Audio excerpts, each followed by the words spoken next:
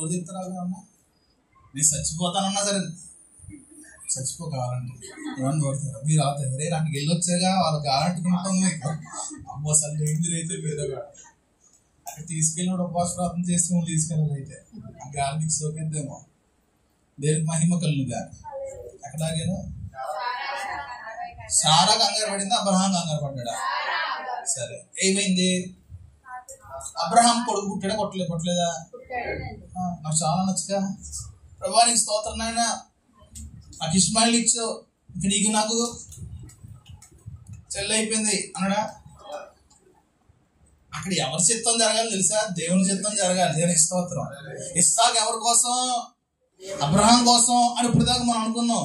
కానీ ఇస్సాకు ఎవరి కోసం తెలుసా? దేవుని కోసం. చప్పటి కొట్టి మహిమపరచుతారు. హల్లెలూయా. నీ పిల్లలు ఎవరి కోసం? నీ కోసం అనుకున్నావా? అలాగే ఉండిపోతారు. నీ పిల్లలు ఎవరి కోసం? డాడీ గడ ఎవరి కోసం? వాళ్ళ అమ్మ కోసమా? అలాగే ఉండిపోతాడు. డాడీ గడ ఎవరి కోసం? నా కోసమా? డింపుల్ ఎవరి కోసం? శరణ్య ఎవరి కోసం? అనుష ఎవరి కోసం? చెర్రీ ఎవరి కోసం? ప్రిన్స్ ఎవరి కోసం? అలాగే ఉండిపోతారు. దేవుని కోసం అన్నావా అడొక్కసారిగా తారజోలలో ఎత్తాడు. దేవునికి స్తోత్రం. ఈ పిల్లలు ఈసారి ఎవరి కోసం పెంచుతారు? రాసుకోండి. ఎందుకంటే మీరు నెంబర్ 1 మతిమరుపులు. నేనే నెంబర్ 1 అంటే నాకు ముందు మీరు వస్తారు. ఈ బైబిల్ ఫస్ట్ పేజ్ ఉందా? తీయండి ఒకసారి. First page. పెన్లు ఉన్నాయా? లేకపోతే పక్కన అడిగాను please give your pen once అని రాసుకుంటారు. ఏం రాసుకోలే? నా పిల్లలు రాసిన వాళ్ళ పిల్లలు ఆశీర్వాదం పొందుదురుగాక. ఒకవేళ నువ్వు అనుకుంటే నేను నాకున్న ఆస్తి, నాకున్న సమస్తము నా యేసయ్య కోసమే అని రాసుకున్న వాళ్ళు వచ్చే సంవత్సరానికి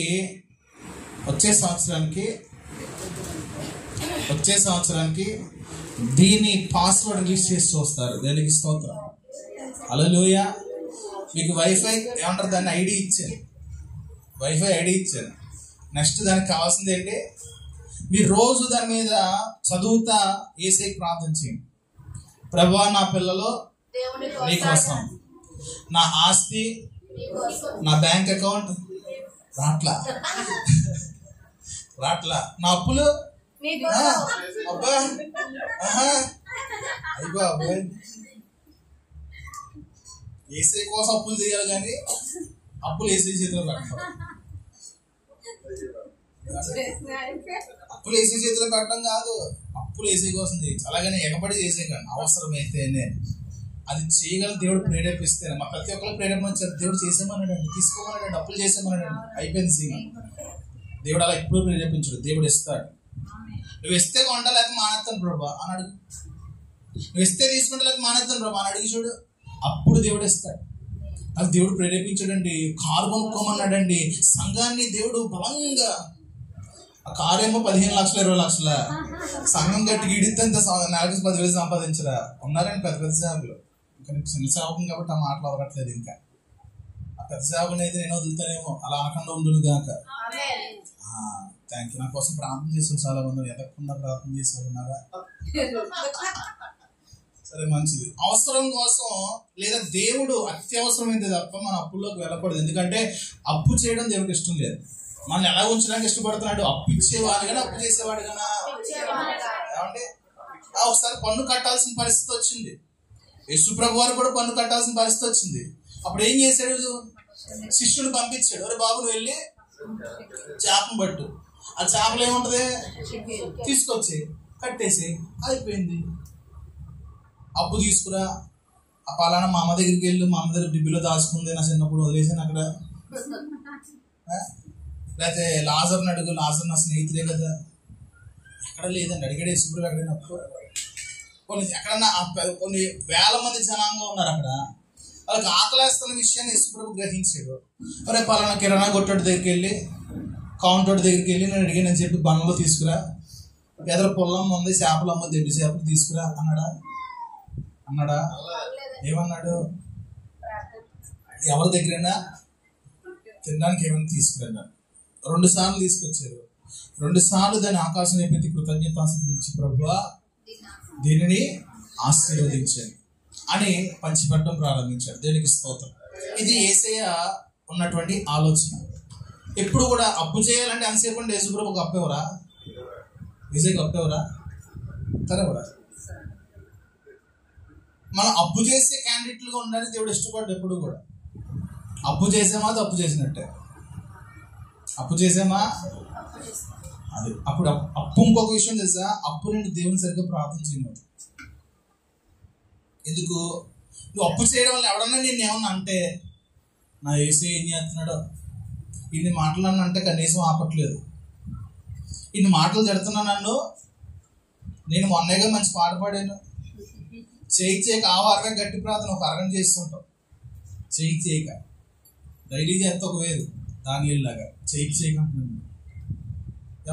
ఈ ఆలోచన నీకు వచ్చేసి పూర్తిగా దేవుని మీద విరక్తి వస్తూ ఉండదు. అందుకే ఒక భక్తుడు అంటున్నాడు, ప్రభువా నన్ను ధనవంతునిగా చేయొద్దు. అలాగని ధనవంతుని చేస్తే ఏమవుద్దంట, నేను దూషించేసి వదిలేస్తానేమో, గర్విస్తున్నాయి. అలాగని పేదవాడిగా చేయొద్దు. ఎందుకు? ఎక్కడ దొంగతనం చేసి నమ్మకం అవమానంగా ఉంటాను. నాకు తగినది తగిన రోజున ఎంత అవసరమో దేవుడు మనం అలా ఉంచడానికి ఇష్టపడుతున్నాడు. దేవునికి స్తోత్రం, హల్లెలూయా. ఆఖరికి మన్నాను కూడా దేవుడు ఏ రోజుకు ఆ రోజు కురిపించేవాడు. ఏ నాటికీడు ఈ మాట చెప్పుకోవాలి మనం. ఎప్పుడైతే భవిష్యత్తు గురించి ఆలోచించేవా కష్టం ఎక్కువైపోతుంది. భవిష్యత్తు కోసం ఆలోచించేవా కంగారు ఎక్కువైపోతుంది. భవిష్యత్తు కోసం ఆలోచించేవా షుగర్ ఎక్కువైపోతుంది. భవిష్యత్తు కోసం ఆలోచించేవా మోషన్స్ వచ్చేస్తాయి. భవిష్యత్తు కోసం ఆలోచించేవా బీపీ పెరిగిపోతుంది. పెరుగుతాయా తగ్గుతాయా? భవిష్యత్తు కోసం ఆలోచించేవా నిద్ర కూడా పట్టదు. ఏం చేయాలంట? అన్నీ మడత పెట్టి పక్కన పెట్టి దేవానికి స్తోత్రం అని కళ్ళు మూసి పడుకో. ఎంతమంది చేయగలుగుతారు అలాగా? మగరు చేయగలుగుతారండి. అన్ని అనుభవించి షుగర్ బీపీ వచ్చేసరికి పడుకుంటున్నాడు. అనుభవంతో వస్తాయండి ఇవన్నీ కూడా. నువ్వు ఎంత ఆలోచించు, ఒక బెత్తుడు నువ్వు ఎత్తి పెంచుకోగలవా? ఎంత ఆలోచించు సన్నవగలవా? ఎంత ఆలోచించు లావు అవ్వగలవా? ఏమండి ఎంత ఆలోచించి ఊడిపోతున్న చుట్టూ మళ్ళీ మొలిపించగలవా? ఏది అవ్వదు. అందుకే ఏం చేయాలి? కళ్ళు మూసి పడుకోవాలి. ఏం చేయాలండి? కళ్ళు మూసి పడుకో. చక్కగా నిద్ర పడుతుంది. ఆలోచిస్తే నిద్ర కూడా పడదు. నిద్ర రాకపోవడం ఒక జబ్బు, నిద్ర పోకపోవడం ఒక జబ్బు. దేవునికి స్తోత్రం కలుగునుగా, హల్లెలూయా. ఏదైనా ప్రభువా నువ్వే చెయ్యి. ఇష్మాయిల్ కొడుకు పుట్టాడు కదా అని చెప్పి అబ్రహాం గారు సంకలు గుద్దుకుని వదిలేలా. కొన్ని దేవుడు అలా వదిలేచ్చు కదా. దేవుడి దగ్గరకు వచ్చాడు అబ్రహాం, అవసరం అయిపోయచ్చు కదా. దేవుని కొరకు పుట్టాల్సిన పుట్టాలి. ఎవరి కోసం? అబ్రహాం తన కోసం అనుకున్నాడు, దేవుడు ఆయన కోసం అనుకున్నాడు. దేవునికి స్తోత్రం. ఎందుకంటే దేవునికి ఒక ఉన్నతమైన ఆలోచన ఉంది. అది అబ్రహాము గర్భం ద్వారా రావాలి. కానీ అబ్రహాంకి చాలా మంది పిల్లలు పుట్టారు. అబ్రహాంకి చాలా మంది పుట్టారండి. తర్వాత మీరు చదివితే సారా తర్వాత ఒక ఆమె వ్యక్తి పెళ్లి చేసుకుని సారా చనిపోయిన తర్వాత కుమారులను కుమార్తెలను కనెను అని వాక్యం చెప్తుంది. కానీ అబ్రహాం సంతోషం అంతా ఎక్కడ దాయబడిందంటే ఇస్సాకులో దాచబడింది. దేనికి స్తోత్రం కలుగునదా. 25 సంవత్సరాలు ఆగాడు. వాగ్దానం అబ్రహాం చూడు ఎన్ని సంవత్సరాలు తిరిగింది చెప్పండి. అందరూ పక్కన చెప్పండి. 25 సంవత్సరాలు అబ్రహాం చుట్టూ దేవుని వాగ్దానం తిరిగింది. మధ్యలో ఏదో అన్ఎక్స్పెక్టెడ్ గా కనెక్ట్ అయిపోయింది కానీ పని అవ్వలేదు. అంటే ఏదో హ్యాకింగ్ ఏదో జరిగింది కానీ పని అవ్వలే. హ్యాకింగ్ పాస్వర్డ్ దేవుడికి ఇష్టం ఉండదు. దేవునికి స్తోత్రం. హ్యాకింగ్ యాప్స్ వస్తాయి చూసారా, పాస్వర్డ్ లేకపోయినా హ్యాక్ చేసేసి నెట్ కనెక్ట్ చేసేసుకోవచ్చు. అది కాదు దేవుడు ఇచ్చేది. దేవుడు నీకు వచ్చాడంటే పూర్తిగా నీ చేతిలో పెట్టడం. ఇస్సాకుని దేవుడు ఇచ్చినప్పుడు ఇస్సాకు జీవితము ఎలాగున అభివృద్ధి చెందిందో మనం చూసుకోవాలి. ఇస్సాకుని ఎలాగున దేవుడు ఆశీర్వదించడో చూసుకోవాలి. ఇస్సాకు మూలముగా దేవుడు తన చిత్తాన్ని లేదా దేవుడు తన రాజ్యాన్ని కట్టడానికి దేవుడు ఇష్టపడ్డాడు అంట. దేనికి స్తోత్రం. ఇశ్రాయేల్ ముందు నుంచి చాలా మంది ఉన్నారు కానీ ఎక్కడి నుంచి స్టార్ట్ అయింది? ఇస్సాకులేనా? ఇష్మాయిల్లో నుంచా? ఇస్సాకు లేకపోయి అంటే తర్వాత నెక్స్ట్ చేసేది ఏముంది? యాకోబు లేడుగా. అవునండి. ఆ దేవుని చిత్తము దేవుని కొరకు అనే విషయం నువ్వు గుర్తుపెట్టుకోలేదు ఏదైనా సరే. తర్వాత మాట చూడండి, 26వ అధ్యాయం 12-13 వచ్చినారు. 26వ అధ్యాయం 12-13 వచ్చినారు. మా పిల్లలు చదువుకున్నారా సెలవుల్లో బైబిల్? చదవలే, పెద్దవాళ్ళే చదువుతున్నారు. 26వ అధ్యాయం 12-13 చదువు. ఇస్సాకు ఆ దేశమందు ఉన్నవాడే విత్తనం వేసి ఆ సంవత్సరము 100 అంతల ఫలము పొందెను. యెహోవా అతనిని ఆశీర్వదించెను గనుక ఆ మనుష్యుడు గొప్పవాడాయన. మీ పక్కన వాళ్ళు చెప్పండి, యెహోవా ఆశీర్వదిస్తేనే గొప్పవాడు అవుతావు. బెట్టింగ్లు ఆడితే గొప్పవాడు అవ్వో, పేకాటలు ఆడితే గొప్పవాడు అవ్వో, రమ్మీలు ఆడితే అంటే అవునా? మీకు తెలుసో తెలీదో, మా వాళ్ళకి అదే పరిస్థితి ప్రస్తుతానికి. ఫస్ట్ మ్యాచ్ ఏదో 100 వేస్తాడు, 200 వస్తాయి. నెక్స్ట్ 1000 వేస్తాడు, 2000 వస్తాయి. నెక్స్ట్ 5000 వేస్తాడు, 10,000 వస్తాయి. అండ్ నెక్స్ట్ 50,000 వేస్తాడు. గోతులో పడిపోతాడు. నువ్వు గొప్పవాడు అవ్వాలంటే యెహోవా ఆశీర్వాదం వస్తే తప్ప. 24 గంటలు నువ్వు డ్యూటీ చేస్తే గొప్పవాడైపోతావా? అవుతావా? చెయ్యండి అమ్మ, ఎవడొద్దన్నాడు? చెయ్యండి, ఎవడొద్దన్నాడు? నువ్వు గొప్పవాడు అవడమే దేవుడి చిత్తం, నువ్వు ఆశీర్వదించబడమే దేవునికి ఇష్టం. కానీ 24 గంటల్లో దేవునికి కనీసం ఒక్క నిమిషం అన్నా ఆయన గురించి ఆలోచించావా? ఒక్క నిమిషం అండి, ఎక్కువసేపు కూడా కాదు, ఒక్క నిమిషమైనా దేవుని గురించి నువ్వు ఆలోచించావా? దేవుని సహాయం లేకపోయినా, దేవుడి తోడు లేకపోయినా అమ్మో. మరి చాలా మంది ఉన్నారండి. ముఖేష్ అంబానీ ఉన్నాడు, అనిల్ అంబానీ ఉన్నాడు, వాళ్ళ అమ్మమ్మ ఎవరు నానమ్మ అంబానీ బ్యాచ్ ఉన్నారు. మరి వీళ్ళందరూ ఎవరి చేత ఆశీర్వదించబడ్డారు? వారి ధనమంతా వీళ్ళు ఎక్కడ తీసుకెళ్తుంది? వాళ్ళ ధనంతో చంద్రమండలంలో ఒక ఎకరం కొనుక్కున్నారంట. అవునా? ఒక మాట మీకు చూపించేస్తారు. కొనుక్కున్నారు, చాలా గొప్ప వాళ్ళు. చెప్పండి, వాళ్ళు చాలా గొప్పే, చాలా గొప్పే. డబ్బు ఉంటే ఏదన్నా అయిపోద్ది. అవునా? డబ్బు ఉంటే ఏదన్నా చేయొచ్చు. చూడండి, ఉపాధ్యాయ గ్రంథం తీయమందా మీ బైబిల్లో? ఉందమ్మా, తీయమ్మా. సరణ్య చదువుతుంది. ఉపాధ్యాయ తీసి కొలతలు ఏమన్నా మొదటి కొలత రాసిన పత్రిక తర్వాత ఉంటుంది.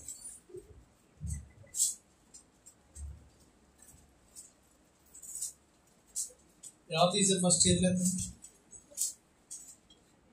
అందరూ దేవుడు దీవించింది అండి. ఇప్పుడే తీసింది, ఫస్ట్ చూస్తే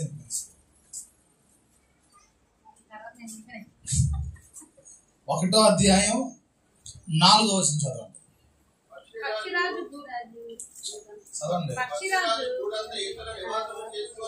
పక్షిరాజు గూడంత ఎత్తున నివాసం చేసుకుని నక్షత్రములలో నీవు దానిని కట్టినా అచ్చట నుండి నేను నిన్ను క్రింద పడవేతును. ఇదే యెహోవా వాక్కు. క్రీస్తు పూర్వము 845వ సంవత్సరములో ప్రవచించబడినటువంటి మాట. ఎప్పుడు? అప్పుడు ఇంత టెక్నాలజీ ఉందా? అప్పుడు శాటిలైట్లు ఉన్నాయా?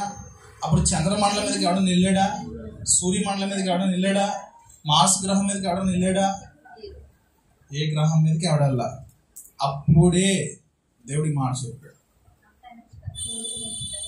ప్రజలు అప్పుడు ధనం సంపాదించుకునే దేనికి అనుకుంటారు? దేనికో తెలుసా?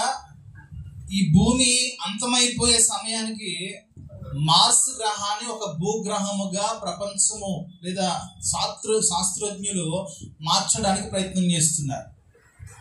ఎవరి కోసం డబ్బు సంపాదించుకున్నారు ఇంతకీ? ఏమండి? వాళ్ళ కోసం. ఇంత డబ్బు ఉంది, ఎవరి కోసం వాళ్ళు దాచుకుంటున్నారు?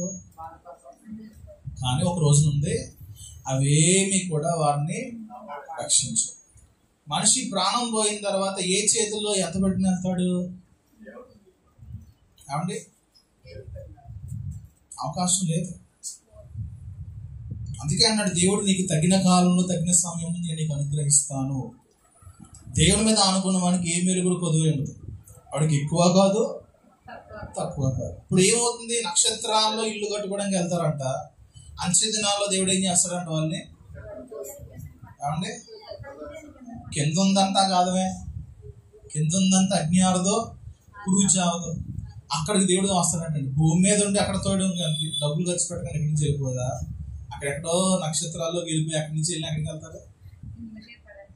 ఒకటే, మనం ఏదైనా సంపాదించుకోగలగాలంటే దేవుని రాజ్యాన్ని సంపాదించుకోవాలి. దానికి స్తోత్రం. యేసుక్రీస్తు ప్రభు వారు మాట చెప్పారు ఏంటంటే, నీకు విలువైన దాన్ని ఇచ్చి సంపాదించుకో. పరలోక రాజ్యం కూడా అమ్మబడుతుందండి. అయితే నీతి చేత అమ్మబడుతుంది. దానికి స్తోత్రం. అది మారు మనసు చేత అమ్మబడుతుంది. నువ్వు పెట్టాల్సిన పెట్టుబడి ఏంటంటే విశ్వాసం. నువ్వు పెట్టాల్సిన పెట్టుబడి అంటే మారు మనసు. దేవుని కొరకు నీతి రాజ్యములను నువ్వు వెతకగలిగితే పరలోక రాజ్యాన్ని స్వతంత్రించుకోగలుగుతావు.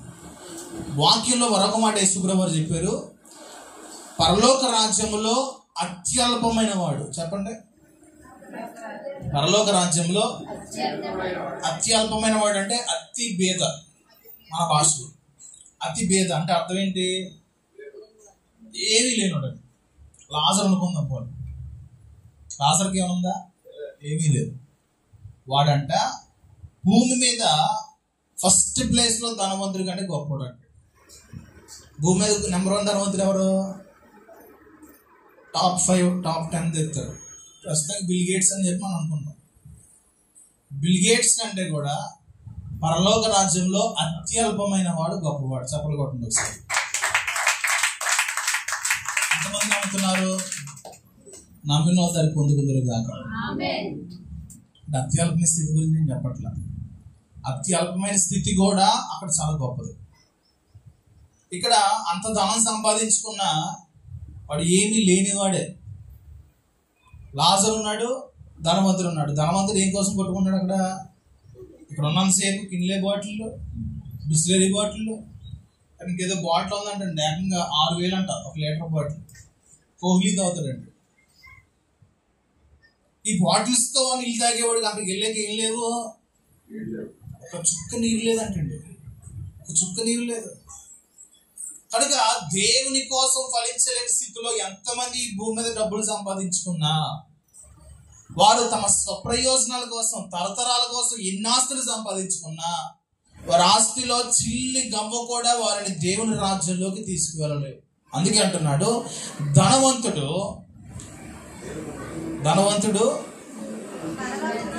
పరలోక రాజ్యములో ప్రవేశించడం దుర్లభము, దానికంటే ఒంటే సూది వెజ్జలో దూరిపోతాడు. దూరచండి, ఒంటి 10 రూపాయలు అవుతాను, అది సూది పట్టుకుని 20 రూపాయలు ఎత్తాను, దాంట్లో దూరాను ఏమంటారా? ఒక 50 ఎత్తాను దూరం సేపే కొత్తది ఉంటే చేతవా మనం దొరతాం అందులోకి. అంటే ఎంత ఇరుకైన మార్గం చూడండి ఒకసారి. ధనవంతుడికి తన ఆలోచనలు, తన మనస్సు ఇవంతా కూడా లోకంతో నింపుకోవడం వలన ఆ ఇరుకు మార్గంలోకి రాలేకపోతాడు. బైబిల్ గ్రంథంలో ఒక వ్యక్తి ఉన్నాడు, 3 చోట్ల రాయబడింది, 3 సువార్తల్లో అండి. యవనస్తులను రాయబడింది, అధికారం రాయబడింది, ధనవంతుడని రాయబడింది. అతను చిన్న వయసు నుంచి భక్తి కలిగినోడే. కానీ యేసు ప్రభు దగ్గరికి వచ్చి, బోధకుడా నిత్యరాజ్యానికి వెళ్ళాలి, నేను ఏం చేయాలి అని అడిగితే, ఇదిగో ఇవన్నీ చేయండి, ఇవన్నీ ఎప్పటి నుంచి చేస్తాను, చిన్నప్పటి నుంచి నాకు ఇంకేం అన్నీ కూడా కొద్దు ఉంది, నువ్వు కలిగిందని అమ్మేసి అన్నీ బాగానే ఉన్నాయి. ఆ ఇరుకులోకి వెళ్ళలేకపోతున్నాడు, ఆ ఇరుకు మార్గంలోకి వెళ్ళలేని స్థితిలో ఉన్నాడు. ఎందుకంటే ఆయన పై రూపాన్ని లక్ష్యం చేసే దేవుడు కాదు, కానీ హృదయాంతర్భాగాలు, హృదయం అంతా దేంతో నింపబడిపోయింది తెలుసా? ధనముతో నింపబడిపోయింది. దేంతో నుండి? డబ్బాశ, ధనాపేక్ష సమస్త కీడులకు మూలము. ధనం మీద ఆశ చాలా భయంకరమైంది అని వాక్యం చెప్తుంది. అప్పుడు చెప్పాడు ఈ మాట, అతడు మిక్కిలి ధనవంతుడు గనుక, మిక్కిలి ఆస్తి గలవాడు గనుక యేసుక్రీస్తు ప్రభువు చెప్పిన మాటలకి ముఖాన్ని చిన్నబుచ్చుకుని అక్కడి నుంచి వెళ్ళిపోయాడు. నిజంగా పరలోక రాజ్యము కావాలనుకునే వాడు ఏం చేస్తాడు అంటే? పై మాటే నిత్యరాజ్యం కావాలి, ప్రతి ఒక్కరికి స్వర్గం కావాలి. స్వర్గం దేనికి కావాలి? రంభవలసిన ఆకలి కోసం కావాలా అంటే? దేని కోసం కావాలి?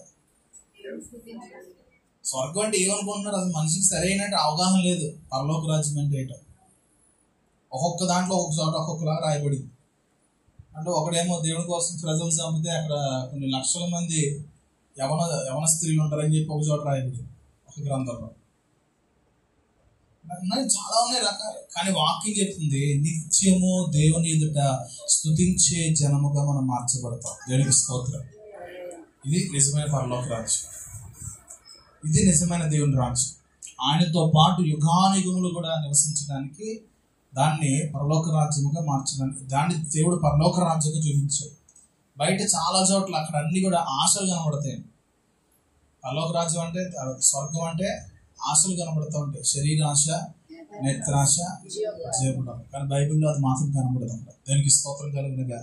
మరొక మాట చూడండి, 35వ అధ్యాయం 10-11 వచనాలు.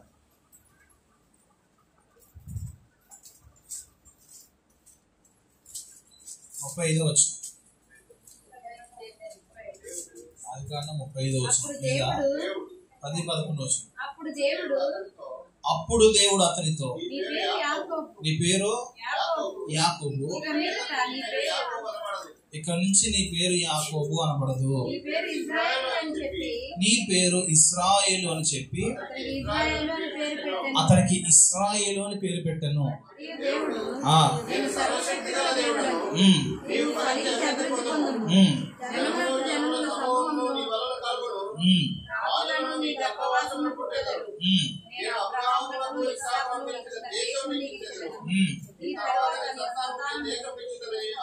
దేవునికి స్తోత్రం కలుగునుగా. హల్లెలూయా.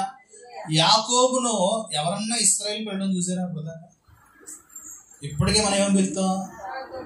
అబ్రహాం దేవా, ఇస్సాకు దేవా, ఇశ్రాయేలు దేవా అంటామా? మరి దేవుడు ఏమన్నాడు? ఇప్పటి నుంచి నిన్ను ఇశ్రాయేలు పిలుస్తారు. ఎవడన్నా మాట వింటున్నాడు ఏంటి? ఎవరు దేవుడి మాట వింటున్నారండి? విన్నా ఆఖరికి కీర్తనాకాడని దావీదు కూడా ఎవనికి యాకోబు దేవుడు మర్చిపోయి ఉండడు బాబు. ఎవరికి ఇశ్రాయేలు దేవుడు సహాయం రాయొచ్చు కదా, అవునా? కానీ ఏముంది అక్కడ? ఎవరికి యాకోబు దేవుడు సహాయం. ఆఖరికి మోషే గారు కూడా చాలా చోట్ల అబ్రహాం దేవుడు మా పితరుల దేవా, అబ్రహాం దేవా, ఇస్సాకు దేవా, యాకోబు అనే వారి దేవా, ఇదే మాట్లాడాడు. మరి ఇశ్రాయేల్ అనే పేరు ఎవరి కొరకు ఎవరు పెట్టారంటే దేవుడే పెట్టాడు. కానీ యాకోబు కొరకు పెట్టాడు ఇప్పుడు మనం అనుకున్నాం, కానీ దేవుడు పిలుచుకోవడానికి. అంతకు ముందాక ఇశ్రాయేల్ అనే పేరు లేదు. యాకోబు గర్భంలో నుంచి వచ్చినటువంటి 12 మంది సంతానాన్ని ప్రారంభించారు ఏంటంటే ఇశ్రాయేలీయులు. చెప్పండి, ఎవరు పిలవడానికి?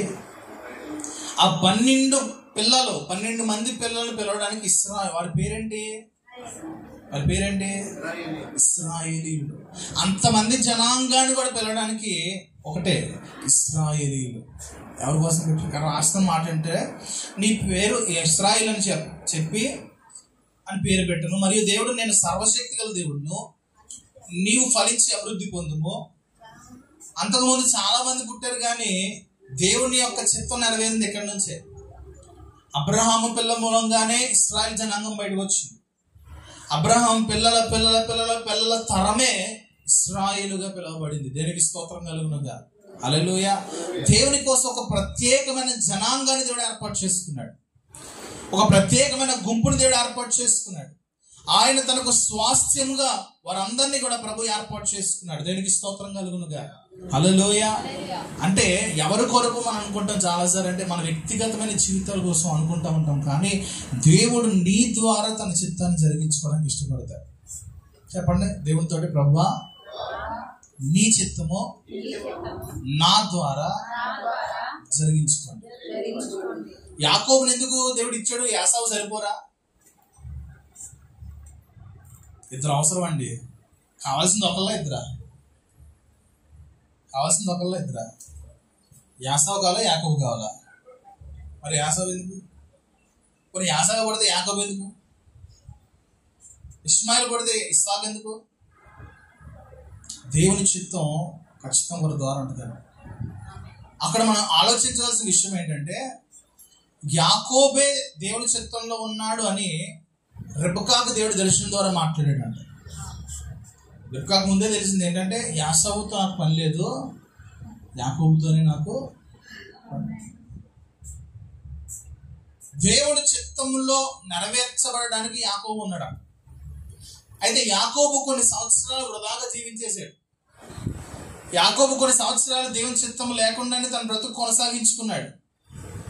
కానీ ఒక సమయం వచ్చింది, అతడు కుటుంబాన్ని వదిలిపెట్టి బయటికి రావాల్సిన స్థితి వచ్చింది. వచ్చినప్పుడు దేవుని చిత్తం ప్రారంభించడం స్టార్ట్ అయింది. దేవునికి స్తోత్రం చెప్పారు.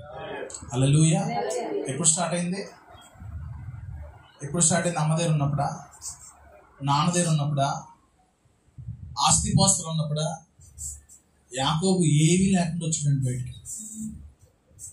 దేవుడు ఎప్పుడు ఆశీర్వదిస్తారో తెలుసా? నేను ఇంతడొక మాట చెప్పే కదా, నువ్వు జీరో అయితేనే. ఎప్పుడు నీ వెనకాల నీ బ్యాక్గ్రౌండ్ పోవాలి, నీ ఇంటి పేరు పోవాలి, నీ ధనం పోవాలి, నీ ఉద్యోగం పోవాలంటే పోవాలని నేను చెప్పట్లా, అది నీకు లెక్క లేకుండా ఉండాలి. దాని మీద నువ్వు దృష్టి పెట్టకూడదు. అమ్మ దీనివల్ల ఇలా బతికేస్తున్నాను, దీనివల్లే నాకు ఆశ్రయం అన్నావా, దేవుని చేతితో స్టార్ట్ అవుదండి. ఇంకా అది ఇంజిన్లోకి నీళ్ళు వెళ్ళిపోతే ఎలా ఉంటుంది? ఇంజిన్లోకి నీళ్ళు వెళ్ళిపోతే ఎలా ఉంటుంది ఎప్పుడు తెలుసా? ఇంజిన్ అంటే ఏంటి? బండిలోకి నీళ్ళు వెళ్ళిపోతాయి, ఇంజిన్లోకి బండి స్టార్ట్ అవుతుంది. మన బండి కూడా స్టార్ట్ అవుతుంది. ఏ బండి? ఆత్మీయ బండి. దేవునికి స్తోత్రం. నీ ఆత్మీయ బండి స్టార్ట్ అవ్వి నీ జీవితం ఆత్మీయంగా ముందుకెళ్ళడం ప్రారంభించబడాలంటే నీది లేదా నాది అనేది ఒకసారి పక్కకి వెళ్ళిపోవాలండి. అది నీ అంతటి నువ్వు తీసుకున్నావా, అది ఆశీర్వాదం. దేవుడిది అయితే ఎవరిని బెదిరించట్లేదు, నాకు ఏం వస్తున్నాయి అమ్మా, నేను ఎవరిని ఉద్దేశంగా ఏం అనట్లేదు, ఎందుకు వస్తున్నాయి కదా. దేనికి స్తోత్రం. నన్ను దయచేసి ఏమనుకోకండి, నేను వాళ్ళు తీసిందంత ఆశీర్వాదమే, చూసుకోండి. కాబట్టి అభివృద్ధి పొందడం ఎలాగా? ఫస్ట్ ఏమని చెప్పాను నేను? అభివృద్ధి పొందడం. అవి ఎక్కడికి వెళ్తున్నాయి? దేవుడికి ఇవ్వండి, దేవుని కోసం బతకండి. నాదేముంది? మిమ్మల్ని మెప్పించడానికి కూర్చుంటే ఇక్కడ వాళ్ళని తిట్లు తినడానికి కూర్చోబెట్టాడు మళ్ళీ దేవుడు. దేవుని స్తోత్రం. నిజంగా మిమ్మల్ని మెప్పించడానికి వచ్చిన వాళ్ళని ఎవరిని అనుమానం అంటే మీలోంచి ఒకరిని పంపించుకుని చదవండి. ఇక్కడ ఏముంది చెబుతాను మీకు. ఏముంది? సరే నేను నా క్యాండిడేట్ కాబట్టి నా మైన మాట్లాడుతుంది, నాకు వ్యతిరేకంగా డింపుల్ ఉంటుంది, డింపుల్తో చెప్పించిన ఏముంది? ఇక్కడ ఏముంది? ఇప్పుడు ఏమవుతుంది? నాకు సంబంధం లేదు, దీనికి నాకు నేను సంబంధం లేదు అమ్మ. దానికి స్వాతంత్రం కలిగిన అనుసరి కింద కోపంగా చూస్తుంది, ఇంకిద్దరు ముగ్గురు కోపంగా చూస్తున్నారు, ఒక ఆయన కనపడకుండా చూస్తున్నారు. మీ అందరినీ దేవుడు దిగించును కాక. అభివృద్ధి పొందడంలోనే దానికి ఉండే వేరే రూట్ నేను చెప్తున్నానండి. దేవుని కోసం నీ అంతటి నువ్వు పక్కన పెట్టావా, అదే దేవుడు దాన్ని ఆస్వాదిస్తాడు. కానీ నీ మనసు దాని మీదకి వెళ్ళడానికి లేదు. ధనం మీద కానీ, కలిగిన వాటి మీద కానీ, ఆస్తుల మీద కానీ ఆశ ఎప్పుడైతే నీలో ఉండదో అప్పుడు అభివృద్ధి అనేది నీ జీవితంలో స్టార్ట్ అవుతుంది. మనకు ఉండాల్సిన ఆశ ఏమైనా ఉందంటే దేవుని కోసం నేను. చెప్పండి, దేవుని కోసం. మనం పాటపడింది ఒక అమ్మ, ఎవరికి ఎవరు ఈ లోకంలో. ఆ పాట చాలా హార్ట్ టచింగ్ అనిపిస్తుంది. అంటే ఆ పాట ఆలోచించినప్పుడు ఏమనిపించింది? మనకంటే ఎవరున్నారు ఇక్కడ? ఎవరి కోసం బతకాలి? ఎవరి కోసం పొద్దున సాయంత్రం దేకాలి? ఇది ఇంత కష్టపడి ఇంటికి వచ్చిన తర్వాత వాట్ల తిట్ల, సరైన కూర ఉండదా, సరైన వంట ఉండదా అని ఆలోచన వచ్చేస్తా ఉంటుంది ఈ పాట అన్నప్పుడు. కానీ చివరికి వేసే ఇవన్నీ మర్చిపోవాలి. కష్టం, బాధ అన్నీ మర్చిపోయి దేవుని చిత్తం కోసం నిలబడాలంట. దేవునికి స్తోత్రం. పాడండి ఒకసారి ఆ పాట, చక్కగా పాడతారు.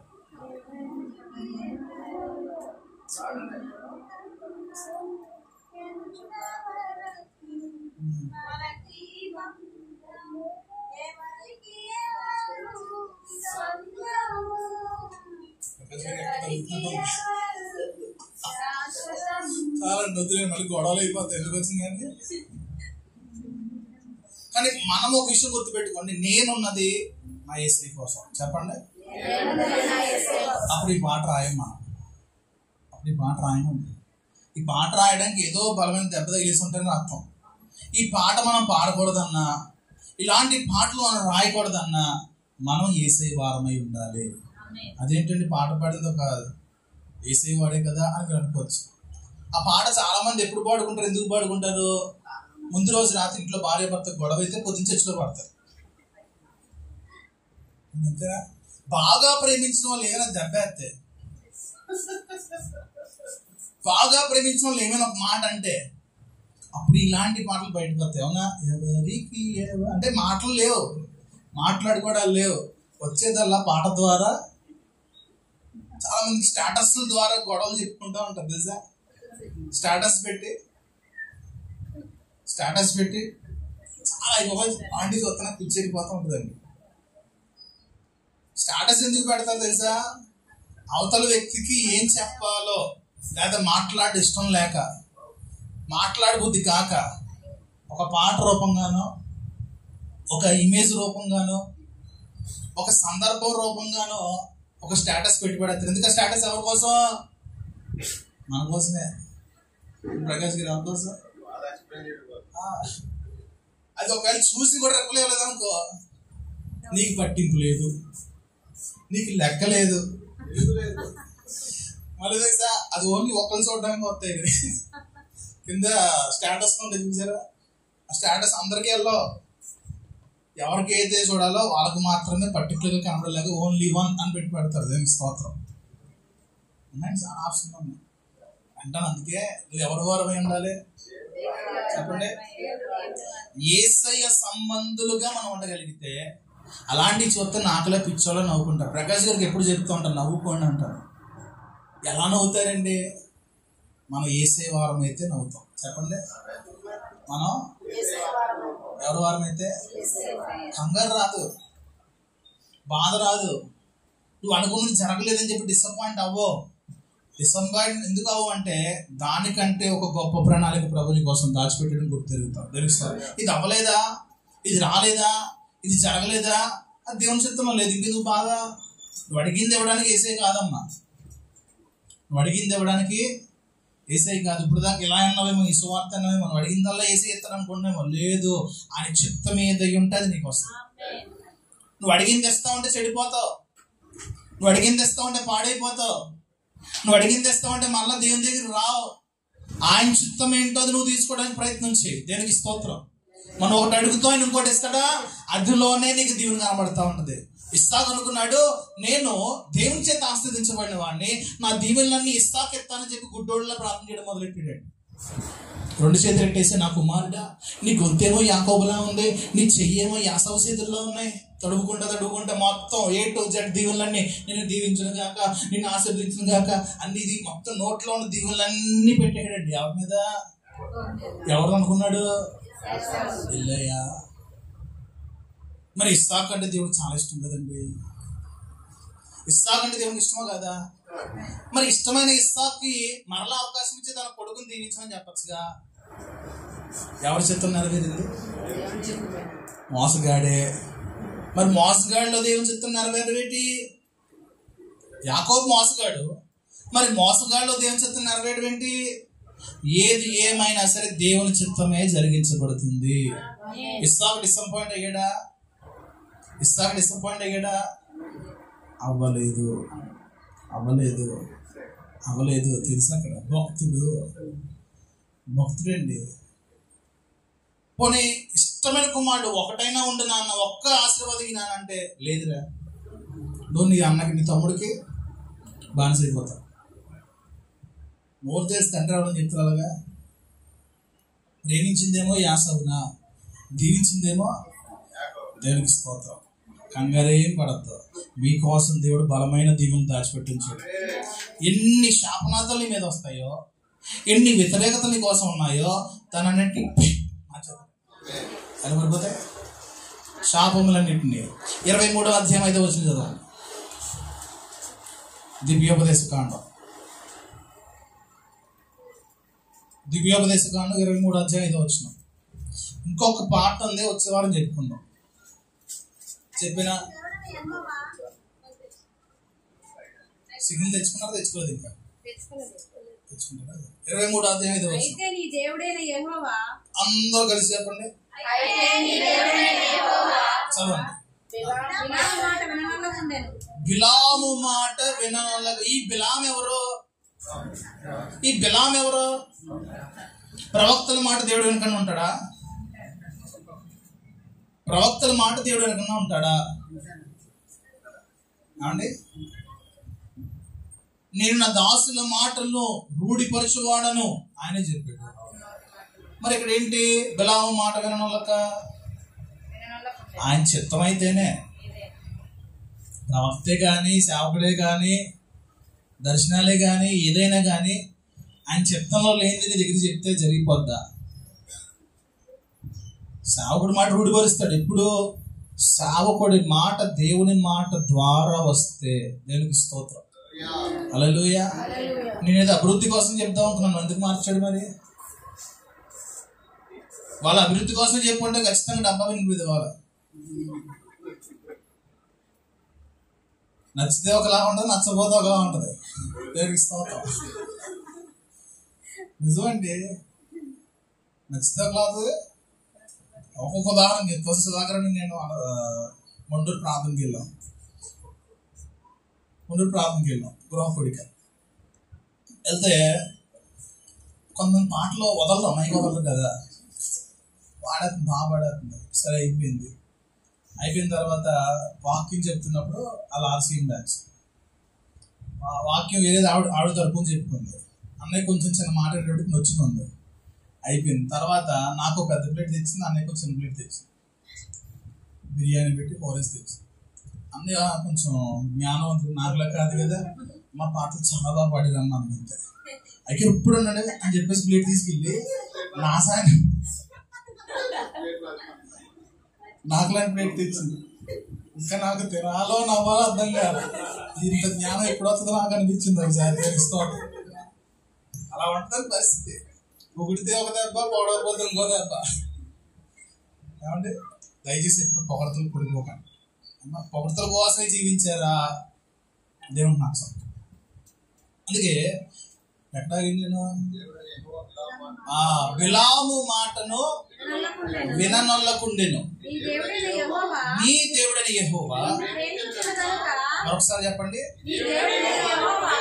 మీ పక్కన వాళ్ళు చెప్పండి, నమ్మిన వాళ్ళు దేవుని స్తోత్రం చెప్పండి. ఇంతమంది నాకు చెప్పారా మీ దేవుడు యెహోవా నేను ప్రేమించాడని?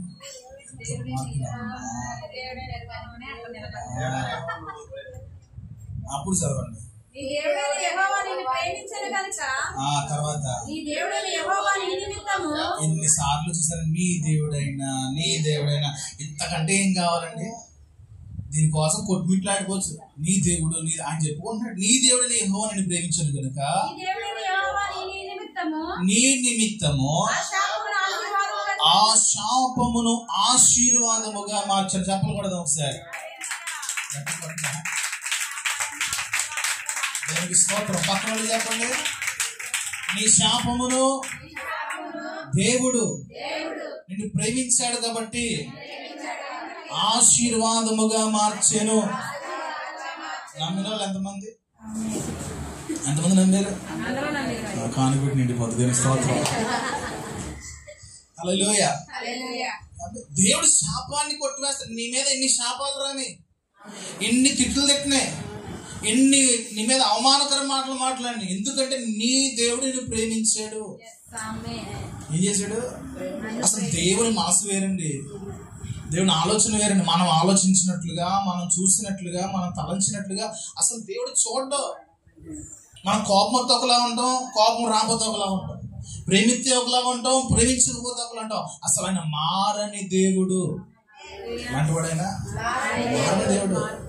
నీ మీద ఎప్పుడు కూడా శాశ్వతమైన కృప, శాశ్వతమైన ప్రేమను కురిపిస్తానే ఉంటాడు. మనమే దాన్ని మర్చిపోతూ ఉంటాం, మనమే ఆయన విడిచిపెడతా ఉంటాం. మన ఆశలు లేదా మన కోరికలు, మన తలంపులు, మన పనిపాట్లు, ఇవన్నీ కూడా దేవుణ్ణి మనం ప్రేమించకుండా చేస్తుంది. ఒకసారి నువ్వు దేవుని ప్రేమిస్తే ఆయన ఏది ఇచ్చినా ఇవ్వకపోయినా ప్రేమించడం మానం. ప్రేమ అంటే ఏంటి? ఏమైనా ఇస్తేనేనా, ఏమైనా చేస్తేనేనా? మనకైనా కార్యం జరిగితే ఇంక మామూలుగా 2-3 వారాలు మామూలుగా ఫస్ట్ వచ్చేస్తాం. కార్యం జరిగితే ఎలా ఉంటుంది? ఫస్ట్ ఎక్కడే వచ్చి కూర్చుంటాం. ఫస్ట్ పాట మందే. ఎవరన్నా ప్రేరేపించేవాడు ప్రార్థన చేయండి, నువ్వే ప్రతి ప్రార్థన. అమ్మా ఫస్ట్ ప్రార్థన నీదే, ఆరాధన ముందు ప్రార్థన నీదే, ఆరాధన తర్వాత ప్రార్థన నీదే, వాక్య పరిచయం ముందు ప్రార్థన నీదే, వాక్య పరిచయం తర్వాత ప్రార్థన. ఇంకో వదలం, అన్ని ఛాన్సులు నాయే. జస్ట్ 3 వారాలే. దేవునికి స్తోత్రం. 2 వారాలు జస్ట్ 3 వారాలే. 3-4 ముచ్చట తీరిపోద్ది. అమ్మయ్య మరి మామూలు అన్నమాట. అలా ఉండకూడదు. స్టాండర్డ్ లవ్ దేవుని మీద మనం చూపించాలి. నువ్వు ఎలాగున్నా ఏమై ఉన్నా సరే దేవుణ్ణి ప్రేమించడం మాత్రం నువ్వు మానకూడదు. ఏ స్థితిలో ఉన్నా ఎలాగున్నా సరే, అంటే అప్పుడు పడిపోయినా సరే దేవుణ్ణి ప్రేమించడం మాత్రం నువ్వు మానడానికి వీలు లేదు. దేవునికి స్తోత్రం. ఎందుకంటే ఆ ప్రేమ నిన్ను అలాగనే ప్రేమిస్తుంది. నువ్వు బాగుంటే ఒకలా ప్రేమించి, నువ్వు బాగోపోతే ఒకలా ప్రేమించే ప్రేమ కదా వేసే ప్రేమ. నువ్వు అన్నీ కలిగి ఉన్నప్పుడు ఒకలా ప్రేమించి, నువ్వు అన్నీ కోల్పోయిన తర్వాత ఒకలా ప్రేమించే ప్రేమ కదా వేసే ప్రేమ. ఆయన ప్రేమ మారనిది. ఎప్పుడు తెలుసా? తల్లి గర్భంలో ఉన్నప్పుడు నేను ఎలా ప్రేమించాడో ఇప్పుడు భవిష్యత్తులో అదే ప్రేమ యేసుని మీద చూపిస్తారు. దానికి స్తోత్రం కలుగునుగా. హల్లెలూయా. ఆఖరి మాట చూస్తున్న 1:7 నిర్గమకాండం. శాపాన్ని ఏం చేశాడు ఆయన? ఏం చేశాడు? దేనికి చేశాడు? ఆ మాట మర్చిపోదు. యేసయ్య మనల్ని ప్రేమించాడు కాబట్టి మన మీద ఉన్న శాపాలన్నింటినీ కూడా ట్రాన్స్ఫర్ చేసి ఆశీర్వాదాలుగా మార్చాడు. ఆఖరి మాట చూసుకుంటే ఇంకా 2వ భాగం ఉంది, తర్వాయి భాగం వచ్చేవారు. ఇశ్రాయేలు బహు సంతానము గలవారే. ఎవరి కోసం? ఎవరి కోసం? ఏమంటే ఫస్ట్ నుంచి చదివిన ఆశీర్వాదాలన్నీ ఇక్కడ కనబడినాయండి. ఫస్ట్ నుంచి చదివాను చూసారా? ఎక్కడి నుంచి? ఆదాము దగ్గర నుంచి చదువు. ఆదాము, నోవాహు, వాళ్ళందరూ ఎంతమంది ఉన్నారు అప్పుడు? ఆదాము, అవ్వ ఎంతమంది? ఇద్దరా? ఆదాము, అవ్వ ఎంతమంది? ఇద్దరు ఎలాగవుతారు? ముగ్గురు ఎలాగవుతారు? అమ్మో వచ్చిందమ్మా పంజాబ్ నుంచి ముగ్గురు ఉంటుంది. యాక శరీరులు ఒకళ్ళే అక్క ఒకళ్ళే. ఆదాము వాళ్ళు ఎంతమంది? ఇప్పుడు నీ పేరు ఎవరైనా రాసుకుంటారు, నేను ఎలా రాసుకుంటాను తెలుసా? నీ పేరు అనుష ప్రకాష్. ఎంతమంది? ప్రకాష్ అనుష. ఎవరు? ప్రకాష్ హేమ ప్రకాష్. అంటే అర్థం ఏంటి? అలాగే దేని పిచ్చలో రాస్తా ఉంటుంది. భార్య భర్తలు కలిసి పేరు రాస్తాను నేను. అలాగే ఎవరి పేరైనా అలా ఉంటుందండి. ఇప్పుడు అబ్రహాం జ్యోతి అని ఉంటుంది. దావీద్ మల్లిక. అంటే అర్థం ఏంటి? దావీద్ అని ఫస్ట్ వచ్చింది అనుకోండి ఆయన ఫోన్ అని, మల్లిక దావీద్ ఉంది అనుకోండి ఫస్ట్ ఆ ఫోన్ అవుతే. అంటే భార్యని బట్టి భర్తను గుర్తించాలి, భర్తను బట్టి బాగా చెప్పకూడదు. విడివిడిగా చూడకూడదు. ఫ్యామిలీ అంటే ఏంటి? ఒకళ్ళ అందరా అండి? ఒకళ్ళే కదా ఫ్యామిలీ అనే విషయంలో. ఇప్పుడు నిన్ను పిలిచారు, నన్ను పిల్ల, నువ్వు ఒక్కడికి వెళ్ళు. దేంతో కొట్టాలండి? అప్పుడు దేంతో కొట్టాలి చెప్పండి? అప్పుడు అంటే ఇంటికి పిలుస్తారా? మంచి మనిషికి, పెద్ద పిల్లకి, చిన్న పిల్లకి, బొడ్డోడికి, మనిషికి కార్డు ఏమని లేదా? ఆస్తులు అమ్ముకుని వస్తాడు. ఇంకా ఒకరు చెప్పడం అర్థం ఏంటి కుటుంబంలో? ఇప్పుడు సంఘంలో నాకు చెప్పారండి దేనికోసం అండి. అవునా? నేను ఒక విషయం చెప్తా. అందరూ అమ్మనిగా చెప్పలో నేను బాగుంది మానుకోవాలండి. ఇవన్నీ కూడా ఈగో సంబంధమైంది. ఇవన్నీ కూడా అసలు నీ కుటుంబాన్ని పిలవలేదు అనుకో మంచిది. ఒక 500 మిగులుతాయి వెళ్ళాలి ఖచ్చితంగా. ఎందుకంటే 500 సభలో న్యాయం చేయడమా వద్దా?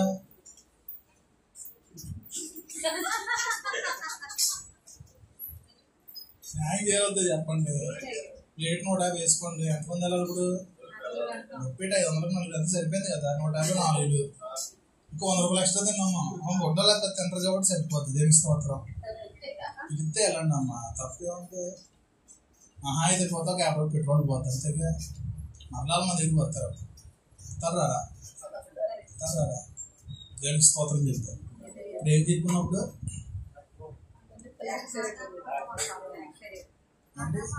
నా యాక్సిడెంట్ తింటే గెలిపినా అబ్బా. ఇప్పుడు ఆదాములు ఎవరు? ఇప్పుడు నోవాహు కుటుంబం కూడా అంతే. నోవాహుకి దేవుని కుమారులకి దేవుడు ఒక మాట చెప్పాడు, ఫలించి అదంతా కూడా ఒకటే. అబ్రహాము చెప్పాడు ఒకటే, ఇస్సాకు చెప్పాడు, యాకోబుకు చెప్పాడు, ఇప్పుడు ఈ ఒక్కొక్కరు చెప్పిన ఆ ఆశీర్వాద సమయం నెరవేర్పెట్టు కనబడుతుంది చూడండి. 1:7 ఇశ్రాయేలు బహు సంతానము గలవారే అభివృద్ధి పొంది విస్తరించి అత్యధికముగా ప్రబలిరి, వారు ఉన్న ప్రదేశము వారితో నిండి ఉండెను. దేనికి స్తోత్రం కలుగునుగా. ఇప్పుడు ఇశ్రాయేలు ఎంతమంది అయ్యారు మనం చదివితే, యాకోబుతో యోసేపు ద్వారా 70 మంది వచ్చారు ఇశ్రాయేలు ప్రజలు. ఎంతమంది? యోసేపు ద్వారా. అంటే యోసేపు అన్నదమ్ములు, యాకోబు తర్వాత యోసేపు వచ్చిన ఆశీర్వాదం. అయితే 12 మందిని కూడా దేవుడు ఆశీర్వదించాడు. యోసేపుకు ఉన్న ఆశీర్వాదం ప్రత్యేకమైనది. అయితే 12 మంది ద్వారా గోత్రికులు అంటారు వాళ్ళని, వారి ద్వారా ఆశీర్వదించబడ్డారు. వీరు 70 మంది వచ్చారంటండి ఐగుప్తు. ఎంతమంది? ఈ 70 మంది ఎంతమంది అయ్యారు? ఇప్పుడు ఇక్కడ మనం చదివేస్తారు ఆ సమయానికి 6 లక్షల మంది అయిపోయారు. ఎంతమంది? 6 లక్షల మంది. కొన్ని సంవత్సరాలు పట్టింది, దగ్గరగా ఎక్కువ సంవత్సరాలు పట్టిందండి. అంటే దేవుడు ఆశీర్వాదము నెరవేరడానికి టైం పట్టచ్చు, కానీ దేవుని చిత్తాన్ని మాత్రమే జరిగించుకుంటాడు. ఇప్పుడు ఇశ్రాయేలు ప్రజలకి ఒక దేశముగా ప్రభు మార్చాలనుకున్నాడు. ఏమనుకున్నాడు? 40 సంవత్సరాలు పట్టిందా లేదా? మోషేతో మాట్లాడి బయటికి తీసుకొచ్చేటప్పటికి వారిని అక్కడ తీసుకువెళ్ళడానికి 40 సంవత్సరాలు పట్టింది. 40 సంవత్సరాల సమయం తర్వాత ఇశ్రాయేలు అనేటువంటి ఒక దేశం అక్కడ ఏర్పడింది. దేనికి స్తోత్రం కలుగునుగా. షోమ్రోన్ అంటారు అంతే. అంతకుముందు దాని పేరు షోమ్రోన్. అదే యెరూషలేముగా మార్చబడింది. దేవుని ఆశీర్వాదం మన మీద అలాగే ఉన్నాయి. అయితే ఒక విషయం నువ్వు గుర్తెరగాల్సిన మాట ఏంటంటే, నీవే కానీ, నీ కుటుంబమే కానీ, నీ పిల్లలే కానీ మనము దేవుని వారము అని పెంచాలి. ఎలా పెంచాలి? నేను నా వల్ల ఏ ప్రయోజనం లేదని నీకు అనిపించవచ్చు, కానీ నిష్ప్రయోజనం అనే దాంతో కూడా దేవుడు ప్రయోజనకరమైన కార్యాలు జరిగిస్తాడు. రహాబ్ అనే వేశ్యదేవన పనుందా? వేశ్యదేవన పనుందా అసలు దేవుడికి? కానీ రహాబ్ అనే వేశ్య ఏదో చిన్న సాయం చేసింది, వృత సహాయం అంటారు. ఏమైంది? విశ్వాసపు వీరుల గుంపులో హెబ్రీయులు రాసిన పత్రిక 11వ అధ్యాయం నిలబడిపోయిందంటే దానికి స్తోత్రం. రాయాల్సిన అవసరం ఏంటి? నువ్వు అనుకోవచ్చు నీ జీవితం చిన్నదే, నీ విశ్వాసం చిన్నదే, కానీ దేవుని కోసం ఒక్కొక్కసారి ఒక అవకాశం వస్తుంది, అది నీ జీవితాన్నే మార్చేయగలుగుతుంది. దానికి స్తోత్రం. దానికోసం వెయిట్ చేయాలి. దాన్ని మన టర్నింగ్ పాయింట్ అంటారు చూసారా? Turning point.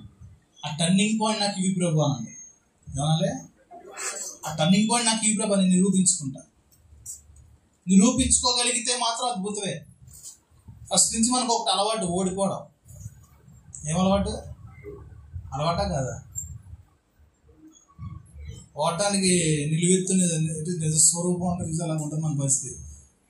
ఓటములు అంటే మనకి వెనతో పెట్టిన ఇచ్చేయండి, ఓడిపోవడం అంటే వెనతో పెట్టిన ఇచ్చారు.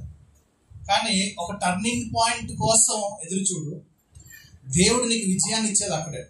నేను అంటాను, నువ్వు కాదు విజయం పొందుకునేది, నీ దేవుడే నీ చేత విజయాన్ని అనుగ్రహిస్తాడు. దేవుడికి స్తోత్రం. గిద్యోను ఎలా అంటాడు?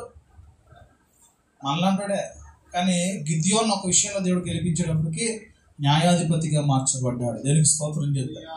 హల్లెలూయా, హల్లెలూయా. ప్రభుత్వం అందం, ప్రభువా నీ కొరకు నేను ఫలించాను.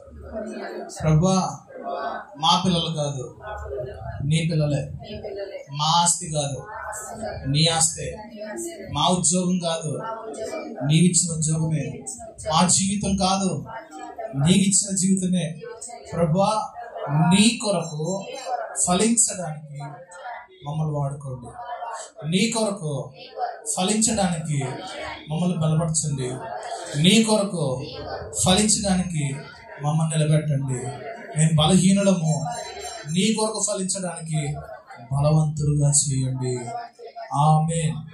పక్కన వాళ్ళు చెప్పండి, యేసయ్య కోసం ఫలించు. చెప్పాలి. చేయించుకోండమ్మా. చేతులు లేవా నీకు? అంకలాడికి గొడవైందా? యేసయ్య కోసం చాలా ఆపున్నామా దాన్ని? ఆపేసారా?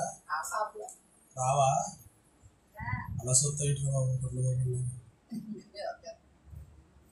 ఎవరి కోసం ఫలించాలి మనం? ఫలిద్దామా? ఇక్కడ నుంచి ఎవరిది లైఫ్ అంతా?